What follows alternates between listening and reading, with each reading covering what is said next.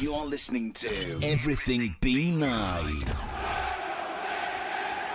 on the Everything BCFC network. Hello, Blue Lotuses. My name is James Kelly, and welcome once again to the Everything B9 Podcast. This is part of the Everything BCFC network. This podcast is for the fans, by the fans, where we dive deep into all things Birmingham City Football Club. Whether it's matchday buzz, tactical breakdowns, or exclusive interviews, we've got you covered. So, without further ado, let's get started. So, introducing who is on the pod here this evening, he's back for more. Brilliant in the first little podcast we did with Gab Sutton, and he's back for more, and we love that. Tom Oxland, welcome back. How you doing, mate? All good, thanks, mate. Looking forward to it. Let's get stuck in. Absolutely. Let's get stuck in indeed. It would be a podcast with some new faces, shall we say. Let's introduce this man. He's been a passionate Blues fan, and we're looking to get his say on everything BCFC. No pun intended there. Karl Hills, welcome to the podcast. How you doing? Yeah, good. Thanks for having me on, lads. It's great to be on. Great to chat about Blues and everything we've got coming up, and looking forward to the season ahead.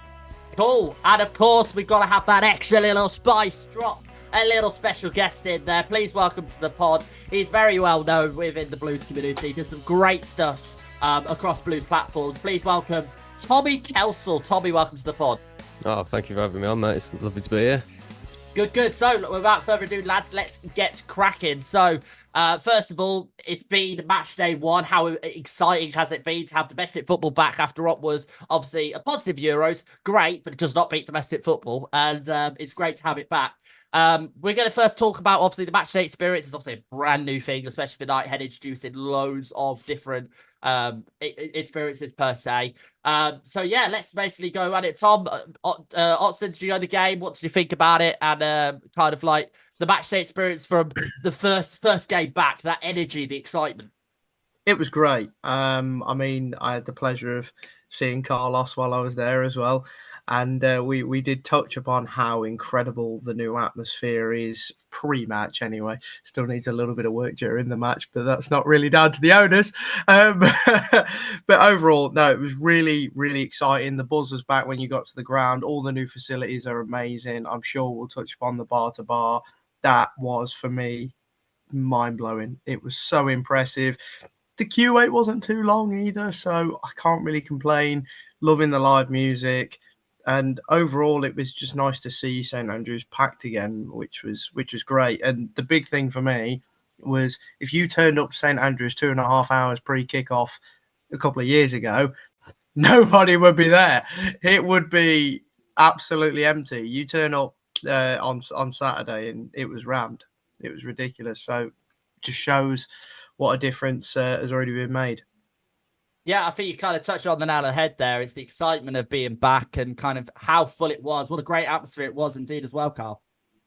Yeah, absolutely. I mean, it was phenomenal. I mean, it was the first time that I got up to St Andrews this season. Wasn't up there for any of the friendlies. So, yeah, it was just phenomenal. Just absolutely incredible. Wherever you look, people were kind of weirdly excitedly chatting, like little gossip in the schoolyard, just that little buzz kind of. And it's something that I think has been missing, with the exception of maybe the Leeds game last season. I think it's just been missing. It was just that hype. It was just, I don't know, it was just like a different energy around the entire place the whole time. I mean, me and my old man always going quite early. You'll probably see from normally the times my tweets are normally in there, one of the first ones in. But even like we went up and got some drinks, and that's when I saw Tommy, and just buzzing, absolutely buzzing, just mental. I don't think we've all seen St Andrews packed out over the last couple of seasons for various games, but this was different. It's just a different vibe, a different energy, and it was just wonderful to be a part of, really, I think. And Tommy, it's not just pyro, fireworks, everything to get you going. Like you said, just having that atmosphere. It was a full house. Like it was, you're watching it on, even if you saw it on TV, and even as probably outside of it. I think as well, it's probably a good message because I know that a lot of Blues fans are very cocky about this season. I'll absolutely iron that out. But I think for other fans to go, oh God, this is going to be a real place to go and play. Yeah, 100%. When it was, it's 27,800 or something like that near the end, which for an opening game in League One would have been baffling, really, considering the season we had before. But I feel like that's the belief in the owners and everything, because everybody I've spoken to who are not Blues fans, they all sort of say the same things that we've been saying as well, that they kind of see where they're going with it, and if they can get it right, it will work. Because I mean, like, we're a huge club that just gone dormant for these last 10 years, so really, like, they're trying new things and renovating the stadium and everything, and really trying to create like a buzz around it. Like Tom said, like 2 hours before the kickoff, and everybody was outside. It was absolutely rammed out there, couldn't even move. So it was fantastic. And those type of things, like the box-to-box bar, all the pyros that they did last season and everything, it's just small things, but they make a massive difference for an ultimate experience, really. Because the actual value for your money as a League One team might not be there all the time on the pitch. So if they give it to you off the pitch on everything else that you need, like, that's what they'll try and do with it, really. And they're doing a great job of it at the moment. Yeah, for sure. Mr. Oxland, I'll give you the first one. I know you're excited about it. Bots to Bots Bar, tell me, how was it? Your first thoughts of it? Impressive. Beer was good. Tap lineup is same as around the ground, which is great. I'm loving the new Cruise Campo. Big fan. Reasonably priced and good beer. And I said it in the last podcast. The new plastic cups are wicked, and I don't think you can go wrong with them. But no, overall the atmosphere, some of the songs. They had the live musician playing was great. I was jamming to Shout to the Top. I think I was probably the only person in the queue singing it, but here we are. I was having a good time. That's the main thing. So overall, love the new vibes. Love all the LED lights and things like that. It's quite cool, and it's great that it's also open after the game. Yeah, for sure. Carl, what did you make of? Did you go into the Bots to Bots Bar at all? What do you think? Only about momentarily, because then it was baking hot and I was sweating. Absolutely it's probably not the it place was you want to be roasting. when it's on a hot day. Winter it's going to be great. Up. Yeah, well, I'm not sure if they've got it in there. To be fair, they've only just dug it out. Let's give them a chance to get that in. But yeah, I mean, look, I've sat in that seat now. I've not been a season ticket holder all my life. Obviously, I live down south, so it's only really been last 5 years. And going through the turnstiles and seeing something like that there is just, it sounds ridiculous, but it's phenomenal for us. Like, my dad kind of got, in a weird way, a bit emotional about it, because he said regularly over the last year he'd never thought he'd see Blues get treated the way they've been treated over the last 12 months off the pitch. Let's ignore on the pitch for the last 12 months, but he just never thought he'd see it ever, and it's seeing that reaction in him when he used to stand on the Spartan Cop with the Millwall away fans coming over the fence when we relegated them and stuff like that. Like, it's amazing to see kind of that childish energy come out in him. But yeah, it looked fab. I walked in, had a look down, walked back out again, because it's a bit too hot for me. But yeah, I think it's just phenomenal. It just looks amazing, and it's just things like the fresh like kiosks next to it as well. Do you know what I mean? And yeah, just really good all round experience, I think. It's a complete upgrade. I know they started doing it last year, but like just even giving local vendors and other businesses the chance to put their own pop-up street food shops up as well. I know they did it in the last season, but just introducing that and just something different as well, which is probably a lot of clubs in the EFL are doing. It's mainly Championship. I have to say probably Bristol City is top up there in terms of what they do as that type of atmosphere. Again, Tommy, what time did you get to the game? Were you there extra early because it's first match day, or was it just right, let's soak up the experience before we get on with the game kind of thing? Yeah, I think I was there about 3 o'clock, so we just sort of like treated it like a normal match day, really. And just had a look around, really. We did, obviously, I'll link my vlog into it. Go watch my vlog. Absolutely. We sort of were just like wandering around for a bit, just looking at the what's the other bar called near the George now? I can't remember what they're calling that. Globe and Ball? I think it's called that. Yeah, something like that. But they're doing that up, and that looks wicked, that does, because obviously with all the sort of like the horseshoe veranda sort of thing that you can look into look down into it. I imagine they'll keep like a screen there and everything so they can show games and things like that happening elsewhere. And people who don't go into the ground as well probably could have watch the game from in there as well. But yeah, I mean, it's all going in the right direction. You can't argue with it. And, there's small different things that have been massively improved as well. I mean, like, I think the queues are something that are going to go down massively because of it, because of all the different little spots around the ground. So people will be able to go and get a drink at half time, go and get food at half time before the game and everything. And I also noticed as well that they've sort of they've got the, I can't remember what they're called now, but they're like sort of like some shields in front of like in between like the entrances and exits, which I've sort of seen. So like rather than because obviously with drinking beer in your seat's not allowed, so they rather than having like beyond that white line that you can't stand by. So they sort of have that in front of it, so you can have more space for people to sit around. Yeah, I mean, there's just loads of stuff talked about, really, isn't there? It's all. There's not one bit that I've looked at it and gone, I can't really see the thinking behind this. I just get it, you know. I mean, like the plastic cups is an interesting one as well, because like, isn't it where you give it back and you could get your 10p back, but if you don't, you just go to the BCFC community. So that's fantastic, you know, just small little things like that, and you can't argue with it. You know, they're trying out little ideas and they're really rubbing off with the fans. I think they will work, because I spent a good 2 hours there before the game and everybody was absolutely loving it, and there was no worry about getting in and getting to the seats and everything and worrying if you're going to get a drink or whatever, because you just knew you would be able to. It's all just very relaxed, really. I think a lot of people as well, chatting around to other Blues fans, said the stewards actually were really top, like really friendly, and engaging in conversation as well, which is unlike, isn't it? When we talk about previous stewards at St Andrews, but we won't go into too many details. I preferred it when they ran on the pitch and won us a game. You said it, not me. Tennis ball massacre. Interesting you said about the line about people going and you have to stay behind that line when drinking. It's never a line, really. Well, I'm a big advocate of you should just be able to drink your beer in your seat anyway, but the day that happens is the day I become an alcoholic, because I will not stop drinking when in my seats. Absolutely brilliant. Let's talk into the game then. First of all, we'll have a little game to start with. So just from each of you, if you can give us one word, just one, I'll let you think, one word to describe the game, and then we'll go into the game. So I'm going to do reverse order. So I'm going to start with Karl this time. One word to describe the game.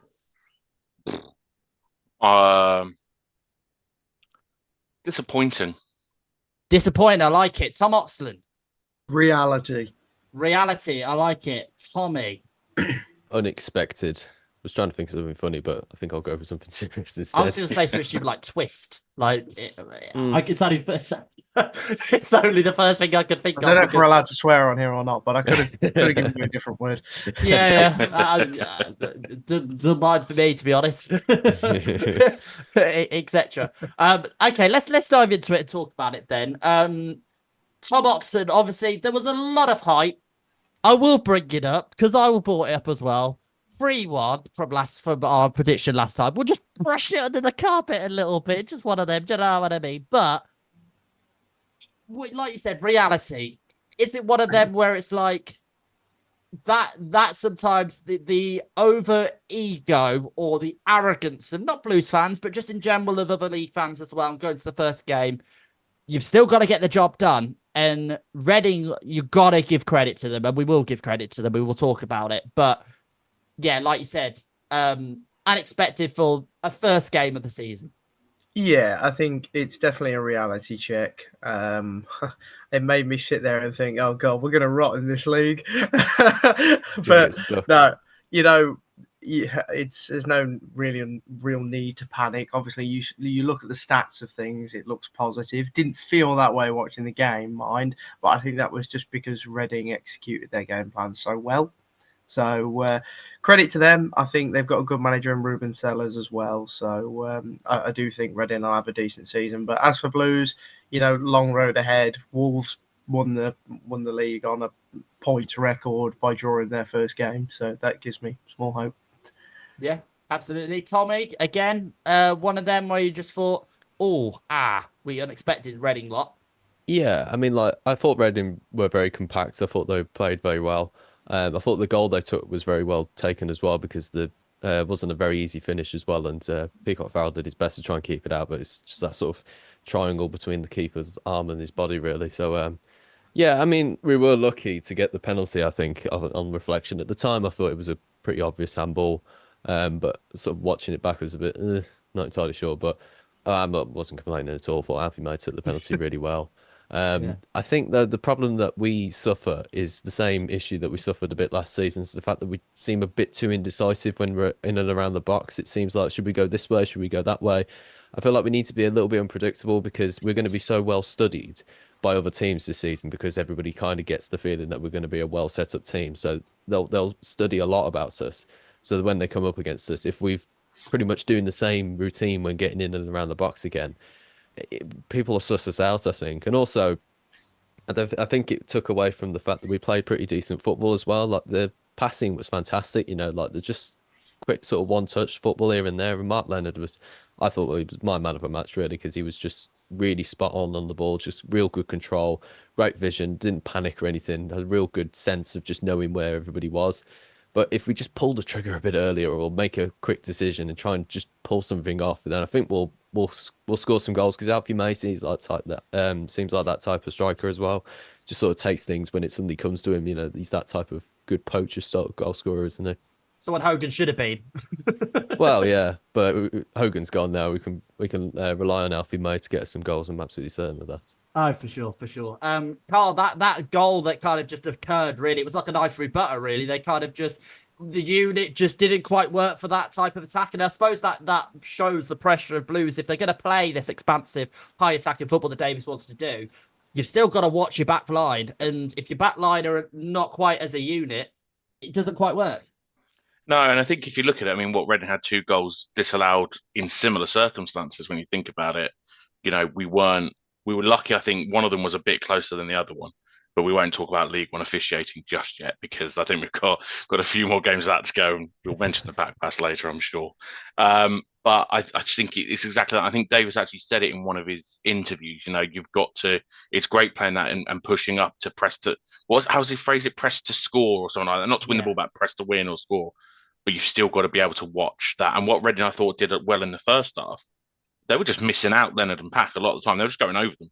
So they're beating the press constantly. And then the problem is that you've got them, the back 4 or back 3, sometimes it becomes, or even 2 spread out, and one's further back than the other one, and through it goes. And like you say, knife through butter is probably the best way to describe it, I think. Yeah, for sure. I think for me, it was almost like Reading was so great with their press, and the first half we just didn't expect that, and then we just couldn't play our way, so we kept going back to the old-fashioned Blues of, right, let's hoof it up, let's see if we can try win that duel towards the edge of the box and see if anyone can have it. And like you said, the passing play was there. Tom Watson, what did you think about it from the crowd? That first half surely must be frustrating as well as a Blues fan, with so much optimism as well. Yeah, there was always going to be teething issues. Shows that pre-season really does mean nothing on the face of it a lot of the time. It's more just a workout, whereas I think you could see what we were trying to do, but I think Reading just pressed us that well that we just couldn't really get out of our own half a lot of the time with our passing game. And particularly, I think there were some players that lacked the confidence they were showing during pre-season. Obviously, the standout one for me there is Dion Sanderson. Every time he got the ball, just didn't know what to do with himself. He'd gone from being one of, in Alfie May's own words, best diags in the EFL to arguably the worst diag in the EFL. So, really frustrating. I think maybe there was just a lot of nerves there because it was a packed ground. It's the first game. And Blues haven't experienced this kind of pressure before for a very long time of being title favourites. And that's going to take time to sink in and build a mentality. But I believe we'll get there. I just think there's, jury's out on a few players to see who gels the best. And you kind of just put it on the spot there. I think it comes to pressure as well, because like you said, we mentioned earlier in the pod, 27,000 attendance there. You expect that to be on with them. I'm quite interested to know, actually, from either of you, just feel free to pop up if you want. But from that atmosphere, the first half, obviously the great start, we always do. Pyro gets everyone going, keep right on. So as soon as that whistle blows, was the atmosphere still there, or did you think it was slightly lost because Reading were kind of on top a little bit? I always think, though, like it happens with any football team, like your atmosphere will continue to grow if you go into winning scenarios. Like, for example, like last season, we didn't see enough of it because we were never winning, and particularly under Rooney, we were always behind. But like even when it came to like the last few games of the season, like against Norwich, for example, like everybody was too on edge to try and build some atmosphere or whatever. But like against Reading, if we'd have took the early lead, like had I can't remember who had the early chance. Was it Williamson or something like that? Yeah. He took a chance and he probably should have shot earlier. Yeah.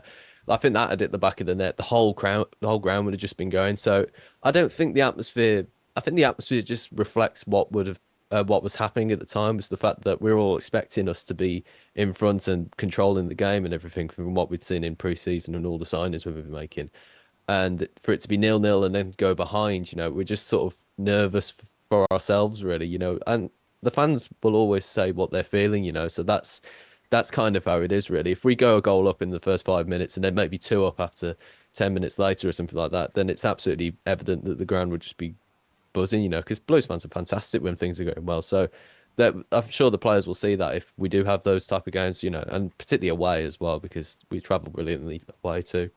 Yeah, for sure. That'll be interesting. We'll talk about that as well, going to Wycombe, how that away atmosphere really can create a test for someone like Wycombe as well later on. Stick around in the pod if you're not watching already, which I'm sure you are, or listening to on our platforms. Karl, let's talk, obviously, the signings. We had a big spill on the podcast last week about all of our signings coming in. Samstead, a right back, coming in. Another Icelandic talent, which I quite like, that we're going a little bit edgy with the old risky transfer strategy, Scandinavian market and that. What do you make, first of all, of the signings there? Williamson took an injury as a recording at the moment, Monday evening. We don't know what that is, and whether it's just a niggle or if it's going to be long-term or medium-term, etc. What did you make of the new signings, first of all? Did they fit well in that squad? I think a lot of them did. I think I struggled a bit with. I'm just going to call him Thor because I'm going to get it wrong all the time. We'll call him Thor 1 because we've now got Thor 2, so it's going to get a bit complicated. I struggled maybe to see what he brought. I thought he felt a little bit lost at times in the game. But look, some of these players have never played in English football, right? So, and possibly even. I mean, I'm not sure. Crowd attendances in some of their other teams, but some. Maybe not even as many players. So that the hope on the fact that Christian Bielik came out and said we were all going to win the league, it doesn't help when your captain comes out and gives that either, does it? I suppose. But yeah, I saw Leonard. I was at the Old Shot game when we played, the other 11 played Walsall, and I liked Leonard then. I thought he looked brilliant. And had Hansen not come on and had the half that he had, Leonard would have probably got my man of the match. But I think Hansen reminds me so much of Seb Larsson. There's that little nostalgia there that I just see him being possibly my favourite player. Sorry, Juke. Yeah, I think they all fit in well. I think it's great that we've got some proper competition for Laird. Obviously, not being able to get Drama back for whatever reason is, we needed that, because as much as I like Brandon Kaler, I'm not sure he'd be quite ready to be that full-time competition for Laird, and I hope that will push Laird's performances on. But yeah, it'd be interesting to see him. And of course, the other Japanese kid whose name I have completely forgotten. Yokoyama, that's the one. I just didn't want to get it horrendously wrong on a podcast that was going live. Don't worry, you've got special guest Tommy to fill you in. I'm really excited to see him. Yeah, thank God for that, because I'd have absolutely butchered it and got it wrong. I can't wait to see. Apparently, he's got pace in spades, so it'd be really interesting to see that. So, absolutely. But yeah, I think there's good. I think as I tweeted in the game, it's a solid base to build from. These players have all got their taste of first proper competitive football. But yeah, I think it'll be interesting to see how they develop and adapt to it. They've got a gel as well, but talk about a player that did gel, was absolutely insane. You mentioned him earlier, Tommy, but we'll give Tom a little bit of praise on that one, and then feel free to come back on the point as well. Mark Leonard. I mean, Gab gave us the big one last week and gave us League One Player of the Season, and we went, oh, okay. For anyone that doesn't watch Northampton, but as a Blues fan and just watching it for their own club, we've got a player there, surely. Like Mark Leonard, wow. Yeah, very, very impressed. I think he offers something that we've not had at Blues for a little while. Just a player that is willing to be in any position, anywhere on the pitch, to just come and receive the ball. And he'll find somewhere to pass it and he'll distribute it very quickly. And we've not had that for a long time. So makes a nice change. Just got to keep the quick distribution going. And, if he performs like that every game, he's going to be the one that takes us up the pitch. But it makes you worry that if we lost him, how are we going to get up the pitch? Because he was the only one that was really making anything happen movement-wise. So, no, very, very impressed. And it's something new, I think, for us. Yeah, for sure. I know, obviously, Gab mentioned the Diag last last time on the pod, which was something which I'm sure, in fact, Carl, you probably talk about that if you want to. That game, just pre-season, when was it Aldershot that he featured in? Sorry, am I getting that right? Yeah, I think he signed the Thursday or Friday, and he started and played almost 60, 70 minutes at the Aldershot game. Yeah, and that diag ball that Gab was, yeah, it was ridiculous. Like, we sit there and we've watched some of our players, Mark Roberts, hoof the ball up the pitch for a good 5 or 6 years and it not come to anything. And watching that diag be hit, it was one of those weird, surreal moments that you're like, this is what he's doing in a preseason friendly when he's been here for 24, 36 hours. What's it going to be like when he gels with the team? What's it going to be like when you've got Miyoshi or Dembele or whoever it is running off in May? Even if he's looking for, dying embers of the game and launches one for Juke, do you know what I mean? Like, it's going to be ridiculous. And it was just, I got a little bit overexcited about it, to be fair. And I messaged, so one of my friends in my group chat is a Reading fan. I messaged him and said, Lennon's coming for you opening game of the season. I've just seen him hit a diag of beauty, and he went, yeah, all right. But yeah, so it's just... You can have that one. yeah, exactly. But yeah, it was just incredible, to be fair. Like, it sounds ridiculous because we're not used to that kind of quality, but it just kind of absolutely just, wow, we've got a player. But yeah. Yeah, Tommy on Leonard, obviously, we're so used to seeing Sunjic, like, bang, straight into someone defensively. Yeah. In fact, just recently on the midfield, because obviously we know that Pake and Leonard are quality, and they can obviously help out with there. Do you worry that, obviously, with that midfield, we don't have someone like Sunjic or that defensive midfield that can come in and really protect our back line? And that's what led us vulnerable for that goal. Yeah, I was about to say that since you compared him to Ivan Sunjic, the great Ivan. So long, Ivan. I was thinking that because I look at players, I think that Mark Leonard is quite similar to Pake, and you look at other players that we've got in those positions. In that position, you just think, we don't really have a defensive midfield type of player. And I think maybe Bielik could perhaps drop back into midfield, although I really like him at centre back. It's a really difficult thing for Bielik because he's just such a well-rounded defensive type of player that I feel like we kind of don't know where to play him sometimes, because Mowbray was playing him at centre back, and then obviously when he got ill, we started to move him back into midfield again. So we don't quite know where to play him, but either way, he's still great. But I don't know. It depends what type of teams we come up against, really. If we know that they're going to have a very strong sort of approach to try and winning the ball, then we could perhaps put Bielik into midfield. But if there's going to be a team, maybe like Reading, we could perhaps move Bielik back into the back line and try and just keep the ball as much as we can, really. But yeah, I think though, like the players, the midfielders we got at the moment, like we should definitely prioritize them and just make everything go through them. Just try and get them onto everything. Pake I thought was good as well at the weekend. I think Williamson, if we're talking about him just a little bit as well, I think of course, go for it. I think the issue he had, probably because it being his first game, but like I said before, just like a bit more of decisiveness, and I think that decisiveness for an attacking midfield player, and quite a big attacking midfield player, because when we signed him, I thought he was a striker. He's enormous. He's a big guy. Ridiculous. Yeah, I thought he was a striker when we first bought him. That's why I thought he was like Juke's replacement. But to know he's more of a midfield player, I think that he can be like really effective if he just goes forward all the time. So just tries to really intimidate those sort of back lines. And I think that we'll see it against Wycombe on the weekend, because Reading have been a championship team here and there, and obviously Wycombe have been in the championship and everything. But I feel like we should try and assert those dominance on those type of teams who probably haven't been up against those type of teams before. And we can really start to push things forward then, because that's what we need right now. I think with like the sort of reality check, as Tom said, we just need that sort of boost in confidence over the next few games to try and get a few good results, and maybe we can get that at the weekend.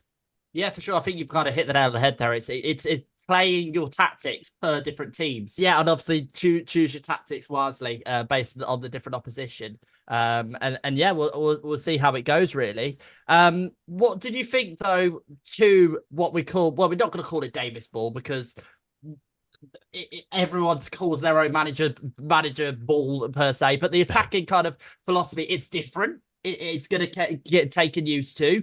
I'm also sometimes it's quite frustrated at sometimes, because although every manager has their way of attacking tactics, you've still got to do your basics and do your defending. And I get a completely different twist to this, but like you saw in other games in different leagues, for example, when managers are so stubborn to their attacking tactics. But with Chris, I think that there is a bit where he knows, oh God, through a counter, God, we're a little bit light, and that's where probably they'll go on the training pitch and they'll probably make sure those patterns of play will be great, because there will be top opposition with great attack that will look to us and go, right, we can low block the defensively. If we take it in and soak it up like a sponge, boom, we can go out there on the counter. Yeah. Yeah, I think that like with like the issue with like the counter attack is something that Reading will probably do, because they were a well set up side who knew that just to go forward, like Karl was saying earlier. But I also think though, if you are playing those type of teams who like to go on the counter against us, just follow their attackers, because they won't move then. If you just follow them everywhere, like literally Bielik and Sanderson just following their attackers everywhere they go, they won't even try to go over the top, because as soon as they look to go over the top, you drop back in, you just pick it up and start to move out again, because the more we have possession this season, the better we will be, because we need to be dominating games. We need to be having as much of the ball as possible. So we'll work it out against different teams, because not everybody's going to try and go for that over the top ball, because not every team can do it, and we can just pick it up and move forward. But that's why I think we just need to focus more on ourselves. But I think that adapts in for different teams as well at the same time. But the more we have the ball, the better, really, because we'll dominate games, because we just got better players, unfortunately, for League One standard. Yeah, again, I've had words with other Blues fans, and they were like, oh, God, here we go. We gave it all the big one, and then there we go. First game of the season, we almost choke it apart from a dodgy penalty. And I'm like, well, that was Villa fans, obviously. Yes. Typical. But saying that, that's why I wasn't too worried, because I'm like, okay, give Reading their praise, because they were brilliant, and Ruben Salas had their game plan. And to be fair, they're probably unlucky to come away with a draw. They probably maybe should have had 3 points, because I felt like we didn't really create much chances in the end. But I will talk about one thing during the game, and it was very early on. Tom Oxland, you'll know what I mean from this when I mention it. But I literally saw the incident on the TV, and next minute my phone's blowing up. And all I saw, because obviously the stadium, you're ahead of the TV, all I saw was, oh no, Christian Bielik going down. How worried were you all when you saw that? You thought, oh God, here we go. That's not a player we really do not want to miss, is it, Tom Oxland? No, but in fairness, I'm kind of just used to Bielik just collapsing on the floor every game now. I shouldn't laugh, but yeah, you're right. Yeah, he loves his near misses. So I think it will happen a lot this season, because Bielik is unfortunately just made of poppadom, and it will continue to be that way. And sometimes it'll only be the tiniest little bite of the poppadom and we don't need to worry, or sometimes you've just wrapped your gob around it and he's gone for 6 months. So we'll see how our poppadom legs gets on this season, but he is key. I think he's a good captain. I'm really loving his enthusiasm. So yeah, no, overall it is a little bit worrying, but I'm also not too worried with what we've got in our arsenal to replace him if needs be. Yeah, for sure. Karl, Bielik being captain as well, I think is a mainstay, because as much as you could give the captaincy once again to the Duke and someone like that, you want someone that's on the pitch really to be the leader and talking. And to be honest, when you watch interviews, I think it was that actually there was an interview Blues dropped very early on in the season, and it was just an interview with Bielik when they were pre-season in Austria. I could just watch that and thought, yeah, you've got to make him captain. Yep. And obviously they did, because they know that he is class, but he's a proper leader, isn't he? Yeah, no, he absolutely is. I think, it's the old adage in football is that you need leaders on the pitch, and leaders lead by example, obviously. And I think, let's be honest, some of our captains haven't always been up to it. Dion last season, we know his issues, or they've certainly become more prevalent towards the end of last season. And I think Bielik just strikes me as that Michael Morrison type figure. And he just commands it. It's just a commanding presence. He not just commands the pitch, but he commands the respect, you think, of the players around him as well. And I mean, I've never liked a goalkeeper as a captain anyway, but it was never going to be one of those two, because they're obviously quite new to the club. Mm-hmm. Juke, I mean, yeah, I love Juke with all essence of my being. Like, honestly, like he's probably my all-time favorite player for Blues, which says a lot. But he's not going to be on the pitch enough to be a captain. a leader in the locker room, but he's not. So then you look around the rest of the pitch, there isn't really a lot of choice, is there? Really, as a leader. So he's absolutely the one to stand out and take that forward. Let's just hope he stays fit to carry that on, because I think whilst we've got good options, and Clara, I can never remember how to pronounce his surname, looks decent. Again, I saw him obviously in the Old Trafford game. He looks decent, and I think when he came on against the Baggies, he looked assured and obviously looked good. He's not Bielik, and I think if we do lose Bielik at any time this season, I think we're going to notice it, to be fair. Yeah. But he was my choice. If anyone else had been chosen, I'd have been pretty disappointed, to be fair. Yeah, for sure. I think you've kind of mentioned on Juke as well. How important is it, Tommy, for Juke to stay at the club? Because he could have gone elsewhere and got football going before. But I've just got inklings of there's that famous saying where champions always find a way to win. There's just certain games. It could be in the League One. It could be. I'm gonna mention Burton actually. I don't know why I mentioned Burton because we never win at Burton, but we're losing pretty badly against Burton. Or it's like we're not even losing badly. We're 1-0 down, and or it's 1-1 for example. I could just see him being subbed on and just making that difference and still scoring. To be fair. I still think he's still an addition to the team. I agree. So I agree too, because I mean, like Burton's an interesting one because he has done that before, and we always lose to Burton. Okay, there we go. A few seasons ago, yeah, last minute header. I remember it well actually. We drew 1-1. That was a massive point for us. But I remember last season thinking to myself, if there's anybody that's going to keep us up, it's going to be Juke. And when he got that header against Hull, I just thought, that with that type of Route 1 football, sometimes that he will just provide because he can do it. I think that it'd be great if he gets a goal this season. I think he will struggle because he is getting on a bit, but League One is a different standard to the Championship. It isn't as difficult. Defenders obviously are of a higher class than they are in the Championship than they are in League One. But if he gets a goal this season or maybe more, I'll be absolutely delighted for him because I presume that he will retire by the end of the season, and for him to retire with us is a massive win for us because he's such a legend. I don't think he would have liked to have retired elsewhere. He belongs, he's our player, and for all the other teams he's been at before, this was the one that always gave him the opportunity, and he gave us the reward in return. And I think, for him to have like a testimonial or something at the end of the season would just be brilliant, because fans want to see that. We all love him. He's always been such a reliable person to have in the squad. So if he can pull us off a few goals this season, it'll be just fantastic, because we all love him so much. So whatever he provides for us this season, we'll absolutely love. Tom Oxland, if Blues were the first, if Blues basically were made out and came out and said, right, we're going to build a statue of Juke outside the ground, I'm sure you'd be the first one. Say straight down to St Andrews and go, yes, put my name onto it. Let's get it done. Right, let's be honest. Yeah, I would love, even just for the fun of it, to have a Juke statue. But let's be honest, there is a large amount of our fan base that would be like, oh, why are we doing that? He's only done this and he wasn't that good. Because there are some people that just feel that way about Juke, and I think it's really unwarranted. Morons, basically. Yeah, basically. And, bit harsh, but here we are. And maybe he doesn't quite warrant a statue, but if we could name a new bar in the ground, the Duke's Head, I'd be quite happy with that. Yes. Get that petition started for that. Yeah, do you know what? I think that needs to start now. It needs to start now. Get rid of the globe and ball or whatever.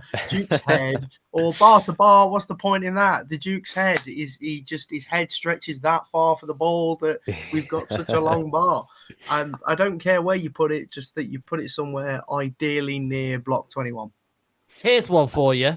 In the Duke's Head, we're making this official now. Right, we're rocking with this. So in the Duke's Head, and you are there, and you've got to make a drink, okay? And it's either an alcoholic drink, or whether it be cocktail or a beverage, but you've got to name it after a Blues player. What is the ingredients you're putting in said Blues drink? I've just said that, so I'll allow you a bit of thinking time. I work in a pub as well, so I've got to get this right. Yeah, okay. So I was thinking, what is he talking about? Is he all right? Is he on one? If you could make a drink, but it be named after a Blues player, having the he's lost his mind in the Duke's Head. What would you have, Tommy? You work in a bar. What would you do? I think I've got to go for make a sort of a cocktail or some bomb kind of thing, like a Jaeger bomb type of idea. Because it's got to be strong. Like Blues fans have got to have like a strong mix. Because if we're 2-0 down at half time, you want to go to the Duke's Head and have something like that. Tom, get it. Do you know what? I've got it. You get me the inspiration. Not after a Blues player, after a Blues media presence. I'm sure we'll all remember the brief period under Dongren where these would happen. We need a shot called the Wilf Bomb. That's what we need. We need a shot called the Wilf Bomb, and Richard Wilford needs to be the first man to drink the Wilf Bomb. Yes. He'll open it. Yeah, that's what needs to happen. That's my drink. Carl, back to you. A drink you name after a Blues player. This is now impossible. There is no way that I get anywhere close to that, is there? Do you know what I mean? It's just not even close. Okay. You can give it a try. Come on. Well, if you're going in the Duke's head, you're going to have something named after Che, aren't you? Let's be honest, because that partnership was phenomenal that season. So I can't go with a Che. But so I'm not up with the pub drinks. I don't drink, so I'm not that up there. But that one named after Che somewhere, I think, like, you know. Cheeky little Che tail or something like that, Yeah, something like that. I don't know. But yeah, something named after Che, I think, just to honour that partnership, I think would be the one. Yeah. Moving off drinks. Don't want to know about what I thought about it. Yeah. Oh, God, sorry. Yeah, the person that works in a bar. Yeah, go on, sorry. Get the experts on it. I really don't. I just pour them for a living. I've got no creativity when it comes to on the spot things like this. I'll go for a bitter, and I call it bitter defeat. Every time you drink it, we always lose, so you're going to have one after you've lost the game. Hopefully, it won't happen too many times this season. We won't be drinking too many pints of that. Yeah, but just get that off the drinks menu straight away, basically. Yeah, work in a bar, Tommy. You've let us all. Oh down my there. God! And then some sort of creativity. You could have a drinking game in the bar called Behind at the Break. Behind at the break. God. Yes, I like that. Some form of drinking game. There's got to be something there. Birmingham City media account. If you're not listening to this, you should be on it right now, trying to get that involved. Just get me on the payroll, man. Give him a free Netflix account. That's what he wants. Yeah. I was thinking more David Stockdale's iPad, but I'll take it. Anything. Moving on then quickly. Let's do a little bit about Reading. Actually, did they surprise you? Actually, we've got to give the caveat to them. They obviously they set up well. And was that a bit of a shock to the system? And are we in for a shock really for the season, or do you reckon actually no, it was just one game? Let's just take it, time, they'll gel, etc. Carl, for example. Yeah, I think they probably shocked us all because obviously Reading's issues are well known off the pitch, right? And we, from a Blues experience, we know that normally translates onto the pitch. I think the big thing we've got this season is that every team, whether they come to St Andrews or we go to them, are going to want to show us up, right? It's as simple as that. Of course they are. I was surprised at how well they were beating our press in the first half, for sure. I think what really showed, and I think, again, Davis has mentioned it, is the fitness element. And you saw Reading start to tire towards the point we got the pen, right? And that the back pass that isn't a back pass, apparently, according to Mr. League One. I mean, that was mad, surely. I mean, how did they get that wrong? I mean, well, I don't really have any words to say. The linesman by us got both barrels and may have been called a not very nice word, which I won't repeat on here because, child friendly and all that stuff. But anyway, but yeah, I think they really surprised me. I think they're tired. Obviously, they've got a really young squad as well. I think their average age is, I don't know if you've all seen that Reading post from that Reading fan who's done compared the salaries and stuff like that and the average age and things of Reading squad compared to ours. But I think their average age was 21 or something like that. And I think they really did well in the first half. Yeah, they're just tired in the second half, right? They just don't have that depth. But, kudos to them for coming in and having a go, and not to write them off for, saying I was expecting to smash them 5-0, but they really showed us that we're not going to have it all our own way, and we are going to have to dig in at times and sometimes probably play ugly football because that's just the way of the world in League One. But yeah. Kudos to Reading as well for the season. I'm sure everyone will agree with me on this, but we'd want them to get out of the financial mess they're in, and if they can improve their ownership and whatever. Do we though? Go on. I was waiting for someone to say it. No, I was being nice. I'm still bitter about the Twitter warfare, but here we are. Okay. They got puss gas. We'll leave it at that. Okay. Let's move on then. Let's move on to something a bit more exciting. Tom Oxland, we'd love a cup run, don't we? But we've now got two potential cup competitions. Let's talk Charlton quickly. Carabao Cup, first ball out, for the draw came out. Charlton, did we all go, kind of Wycombe, Carabao Cup? This is a chance to get a different team. Or do we think actually Charlton's a good test to have in a cup competition where we can experiment with different players? Okay, right. I'm just gonna say what we're all secretly thinking here. Let's, Alfie May, last minute winner at Charlton, great. S-house it, give it big to the crowd, all good fun. And then ideally, I'd like to get Derby away. And I have missed going to Derby away. It's so untrue. Like, not playing them for the last couple of years made me really sad. It's probably my favourite away day on the calendar because even when we lose, it's just always a great away day. And it's around the corner from my house. So, nice, easy. That's the main reason. Keep it simple. And then, to be honest, as much as I'd love to beat Derby, I also still can't be asked to be in the Carabao Cup because we're not going to win it. And I'd rather have an FA Cup run than a Carabao Cup run. So, but now I'd rather have a Bristol Street Motors trophy run than any trophy. So, we don't want to play ourselves into the ground with too many games this season. So, in all honesty, if Charlton beat us, wouldn't really lose any sleep. Cool. That's pretty much said it as it is. In terms of Karl, then you obviously went to the Aldershot game. Do you reckon he'll go strong, or do you reckon he'll use some of the youth talent that featured in the Aldershot game? I think he's probably switching it up, right? Because look, we've had a game Saturday, we've got a game Tuesday, we've obviously then got another game Saturday. I think it's a really good chance for him to physically see, because obviously, I think it was obviously assistant manager that was at the Aldershot game, so he would have reported back. But I think it's a great chance for Davies to go and see players like Clara, and I've lost every other name that was there, but you get the point. I think it'd be a really good chance to see those fringe players in action. Might see the Japanese kid. We might get to see his name, the new Karl? right back. Have you remembered? Yokoyama. There we go. Yeah! We might get to see Thor 2 in action. And there was I cannot remember his name for the life of me, but there was a kid that came on when Lee Buchanan went off at Aldershot, and he was really good. He didn't look out of place at all, so I'd love to see him given another chance. But I think it's going to be, look, there's going to be some of those first teamers on the bench in case he wants to win the game and in case it's going a bit awry. But I don't think it will be strong. I think it'll be a bit of a rotation, and let's give everyone a run out and let's see what they do under 90 minutes. And if we go out, I'm actually going there. I don't know if any of you guys are heading down, but I'm going down straight after work tomorrow. So be interesting to see, I think, who turns up, and if we go out, we go out. Yeah, it's just good to have Tuesday, Saturday back, isn't it? Of games, really, because we've missed domestic football so long. So why not? Let's just throw a cheeky round one game in midweek, why don't we?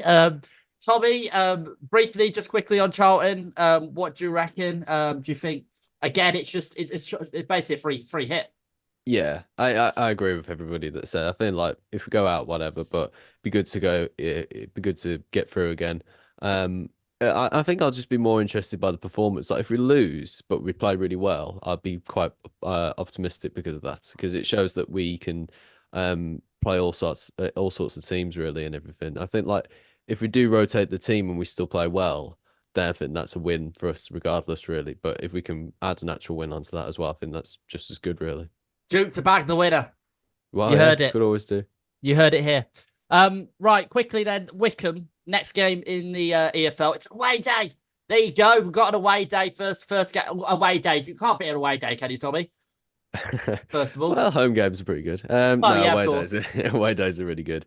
It'd be interesting going to all the different grounds this season because obviously we've been to a few of the. We actually took them all off the list last season by going to the away games. But I've been to virtually none in League One, so it'd be really good to go. We bought our tickets earlier. A little bit expensive, but not too bad as well. Mine was about 27 quid, I think it was. So fairly expensive, but nothing too much that you would think a down south game. It'll be interesting. Never been to Adams Park. I see. I think the last time we played there was in lockdown, wasn't it? It was a 0-0 there. I try to suppress all those memories really of that absolutely shocking season. So I don't really know what to expect from them. I've seen highlights of Wycombe before. I don't know what type of ground to expect. I don't know what type of team to expect against Wycombe. I think that's what's really weird about the season is the fact that we haven't been in League One since the 90s. So really our understanding of the league is like just virtually nothing really. So it'll be interesting to see what they're like, what the fans are like. Obviously, I think they're pretty big rivals with Reading as well. So I think that's an interesting one back to Massively back. so. Yeah. So that'll be interesting to see how like they're like as well compared to Reading, because when we've been to Reading away before, it's just as dead as a doornail really. So it'll be interesting to see if they're more lively or whatever. But it's more experiences really. Though. Looking forward to all the games this season, and I think we should go there expecting to win as usual. Yeah, of course. Carl, quickly on Wycombe. Obviously, they lost against Wrexham 3-2 in the first game. Also, as well, it's weird not having Gareth Ainsworth anywhere near Wycombe after all of those years of him being Wycombe manager. So that's going to be different to know of. But yeah, obviously, they're looking for a bounce back. It's their first home game as well. They're probably going to play a bit more of a low block you'd expect, and very similar to Reading. Whether they'll execute it well or not, we'll see. But again, just keeping on those attacking tactics. Surely, what do you reckon? Do you think we'll be up for it? Yeah, I think we've got to be, haven't we? Look, I mean, Chris Davies has been brought in to play a certain style of football. Obviously, as both the Tommies mentioned earlier, it's old habit because I used to call Tom Tommy when I used to do Blues Focus with him, so it's really I used weird. to strange fact, I'm sorry to interrupt, Carl, but I used to edit the old Blues Focus podcast, so I used to watch you two listen to talk all the time. It's one of the very few times I've actually spoke to both of you on the same podcast. It's such a weird full circle moment. Yeah, I know. It is, isn't it? It's like right before I did the vlogs. Yeah. Go on, Carl. Oh, I totally forgot what I was going to say, to be fair. Yeah, I think we've got to play that way. We've got the players to do it. I think it's interesting because I live literally 10 miles from Wycombe's ground because I live in Maidenhead. So it's literally 10 miles from the ground. And I've spoken to a few Wycombe fans around here, and they fancy their chances, not just against us, but to go up. So it'll be quite interesting to see if they come out and try to match us. And I think we're going to be arrogant here. It's a Blues podcast, right? Of course we're going to be arrogant. And I think if they go to match us, we're just going to play through it and absolutely batter them. I think they've also put in really strict rules in place around like they're trying to sell out because obviously we've sold out. You have to have a ticket account before a certain date, so they're trying to get a proper sellout and a real big crowd there. So yeah, I think it could be a good day, and I think it's going to be similar with all of these grounds, especially the new ones. Not so much your Boltons and your Wigans and your Blackpools. We've been there, but like your Mansfield and your Notts Counties or whoever else, I think it's going to be a really good experience. But yeah, I think we've just got to stick to our values. You know, maybe you adapt it slightly depending on who you're playing or what they've got. But yeah, I don't think Chris Davies is going to throw the baby out with the bathwater, so to speak. There's a little bit of a saying for you youngsters. Yeah, I think he'll stick to his guns and the bus will roll on. We'll get the keys out again for the promotion bus. Yes, we love that. Absolutely. Let's be arrogant then. Right, we were arrogant last week. We said 3-1. I don't know if Tom Watson's going to change that because he was nervous about it, or he's going to stick to it, but we'll see. Tommy Kelsall, first of all, as our guest. What do you reckon score binds? Well, one of the first few games that I remember watching when I was younger, but a game that I really remember watching when I was younger was when we played Wycombe in the first round of the League Cup back in 2008, I think it was. We won 4-0. Quincy Owusu-Abayi was playing for us. That's how long ago this was. What a quality player he was. What a name as well. I know, yeah, incredible. 5-star skiller on FIFA as well. Absolutely loved him. I think we got to expect to go and win at these places, you know. Like obviously, like teams will be difficult to play against. I'm definitely not denying that. But also at the same time, like if we can't play or go to a game like against Wycombe and thinking, oh, we're going to get a point here today, like we're in the wrong type of mindset. We need to be thinking that we're going to go there and win, and the players should be thinking like that as well, and go in there and determined to try and beat them convincingly too, because you know there's a lot riding on us this season. So if we go there and really struggle, or if we go there and lose, God forbid, then you know people are going to get doubts on us, and the media love a story, so the media will love to see if Blues are going to fail it or if they're going to succeed. You know, whatever they'll do, they'll be following us this season. So we want to prove them. We want to give them a good story, but we want to give them like a story that we're going to be the winners out of all of this. So I'd say like I think we might concede again. Obviously with the Reading game, I went for 3-0. But I think maybe we've sort of seen how we were. I think maybe we concede, but maybe if a 2-1, 3-1 Blues, I would go for something like that. Yeah, cool. Love that. We'll be the West Brom of League One. I tell you that. We'll be on every media outlet if we lose. I tell you that. Carl, scoreline, what do you reckon? I'm going big and before going home because I live down here and I'll get a load of crap anyway. So I'm going for it. I'm going 4-1. I think I agree with Tommy. I think we'll concede. I'm going 4-1. I think we're gonna, ignoring the game tomorrow night, I think we're gonna hit our stride, and I think we're gonna start playing, and I think he's gonna really drill it into some of those players, as he was on the sideline. So yeah, I'm gonna go 4-1. And then reap what I sow when we inevitably lose to a 93rd minute 1-0. So yeah, before 1. So I'm going for it. Absolutely. Bring us goals. Come on, man. Attacking football. We haven't had this for, we haven't really, have we? No. for years. Tom Oxland, come on then. What's your big prediction? I'm going to go 1-0 Blues, Alfie May, 82nd minute. Put your racker on that. Very boring. I was expecting a bit of come on, I was expecting you to give a bit more Carl's goal optimistic here. 4-1 and we're going 1-0. Is that because you looked a bit of a fool like last time?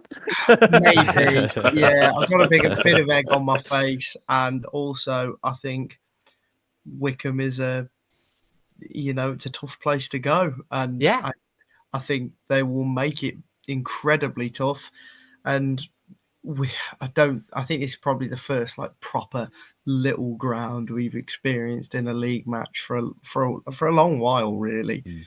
Probably since Burton were in the Championship.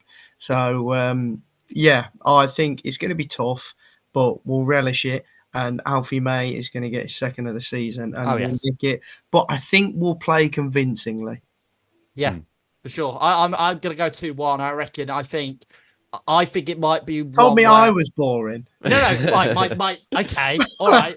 My say on this is, champions always find their way to win. Okay, it's going to be a dog-style game because of what they provide, and their atmosphere is going to be pretty good for them as well. So that I just feel it's just going to be one of those games. It's not going to go how we expect it. 1-1, and then we last-minute winner, and I'm just thinking late on last-minute winner 2-1. That's my thinking with it. I just think it's going to be one of them. I'd love it to be 4-1 and we'd be like, we're on the piss. Love it. But I just got a feeling Wycombe are going to cause a bit of trouble. I don't know why. They might not. Tell that we're Blues fans, could you? We're so do you know what I mean? Yeah. About things. I could see something go wrong here. Yeah, it's going to go wrong. It's going to go wrong. Unfortunately, lads, that brings us to the end of the pod. It's been absolutely great talking to you. First of all, obviously, Tommy Kelsall, our guest, thank you very much. And hopefully we're looking forward to having you on future podcasts as well, if you like us. Where else can obviously Blues fans find you? Say again. Making my mind up as we speak. Oh God! Have we passed the test? No. Where else can other Blues fans find you on platforms, and what else do you do as well in the Blues world? Well, of course, I do the Blues Focus Matchday vlogs. There will be one for the Wycombe game following on Saturday. Hopefully, getting that sometime about 9 o'clock that evening. I also do the podcast as well on the Blues Focus channel as well. As consistent as usual, because we're always a podcast every single day, every single week. I haven't posted one for about a couple of weeks now, but hey, if you ever want me and Karl to make one of those kind of WWE-esque returns in number 30 in the Royal Rumble, is that the big bell sound in the background? Oh my God, it's Karl Hills and Tom Oxland. That's it. Just one-off special. Yeah. No, but the vlog is the main thing that I do. I'm going to try and really put the production value up of that this season, try and get things looking really professional looking as what you can. Go subscribe, and also I do my own stuff every now and then on YouTube, Tommy Kelsall as well. As soon as I can think of some video ideas, which is hard to come by for me because it's mostly just blue stuff. Please go and subscribe if you haven't already. Well, if there's very much an active podcast and a very active podcast that you want to be on, Tommy, you're always very welcome. So appreciate your company. It's been great, lads. Really enjoyed it. Karl, where else can Blues fans find you? Block 26 in the Cop. You all know me. The amount of people who come up and say, "Oh, Karl, you're up." I'm like, yeah, hi. But no, just yeah. But just on Twitter, just at Karl Hills 2, I think it is, maybe. Should probably know my own Twitter handle, but I got hacked, so I cannot remember what it is because it changed. And then that's it really. And obviously on here, which is great because I've not done a podcast for a while about Blues, and it's great to have a chat with like-minded people about a club that we all love, to be fair. So yeah, thanks for having me on, lads. It's been wicked. And cheers, Tom Oxland. Thank you for the... I'm joking. Tom, where can we find you as well? And that's the end of the show. I'm just saying annoying things on Twitter that some people either really like or don't like. So, Toxland 276, that's where you'll find me. That's pretty much all I do other than this these days. So, yeah, it's nice to be back in the podcasting game. But, I try and keep myself to myself on Twitter these days because I can't be bothered with the abuse. We've all been there. Of course, perfect. As always, thank you all for tuning in. Make sure to drop us a like and a subscribe if you haven't already. And also appreciate you listening on all our other platforms as well here on Spotify. Make sure to check out all of our other future ideas, which we're really excited about bringing to the EverythingBCFC network with Dugout Debate, which I'm sure Tom Oxton's really excited about to get going very shortly, as well in a few match days. But yeah, thank you all for tuning in, and we'll see you next time where we're hoping for a win at Charlton and a win at Wycombe. Let's see if we can turn it around. Cheers for having us. See you later.